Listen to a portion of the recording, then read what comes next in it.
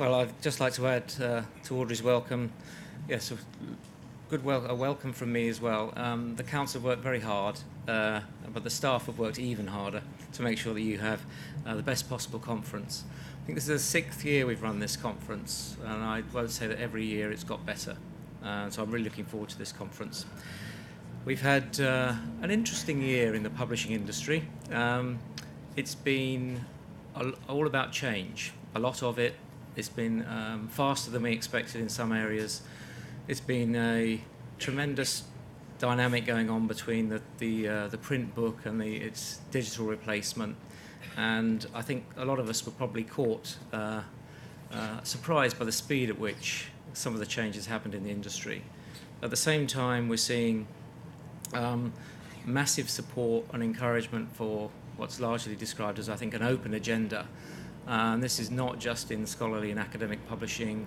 It reaches through to education and the schools market, but also applies not just to traditional publishing content, but to data and other forms of information that may be of interest to scientists, scholars, researchers, but also the wider public. And that, of course, is taking up a lot of everybody's time, and we're all wondering where it's going. But despite all that change, and despite all the interest from the government level in many of our developed markets, there is a lot about our businesses that is holding fast and firm. And I think that the sky hasn't fallen in yet. Open access hasn't dominated the journal's publishing model. It may well do, but it hasn't yet. So I think there is a little bit of comfort in that, I think. It's not to say that it won't change dramatically from where we are now. And some of you who've been in publishing for a long time, or some of us, may wonder what it is to be when you describe yourself as a publisher these days. What is it you do?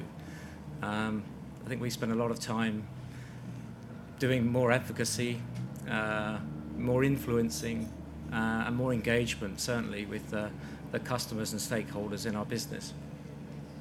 So publishers are somewhat at sea, which is, I think, appropriate given the title of our keynote speech, Waving or Drowning. So I have no idea what our keynote speaker is going to talk about, but I have a strong idea. But so before I introduce our speaker, I'd just like to say that not everyone knew what a marquee was when it was described that we were going to be in a slightly different location. I think we've all worked out what it is. And there's been some pretty good jokes and puns going on. And my favourite from this morning was from Ian Bannerman from TNF. Those who know Ian, I asked if I wouldn't mind sharing this one with the wider audience if you haven't already seen it.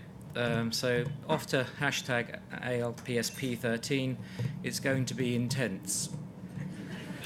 So if anyone could come up with a better pun than that, I think there might be a small prize in it for you. So let me now introduce our keynote speaker. I'm really pleased that Tim Brooks has agreed to speak to at this meeting today. He has a wide and deep background in a number of areas that are very germane to us. He's currently the CEO at the BMJ, British Medical Journal, which is, as you know, part of the British Medical Council. And doesn't just publish journals, it offers all sorts of services. And as described in his bio, it's a global knowledge provider for the healthcare markets. He's a journalist by training, and he launched his first magazine in 1985. Subsequently, he served on the boards of EMAP Business Communications, IPC Media, Time Inc., and the Guardian Media Group. He has managed media properties as diverse as The Guardian, InStyle, and The New Civil Engineer. Tim was recently a visiting fellow at the London Business School, and he also serves on the UK Cabinet Office of the Digital Advisory Board. So it gives me great pleasure to hand over to Tim.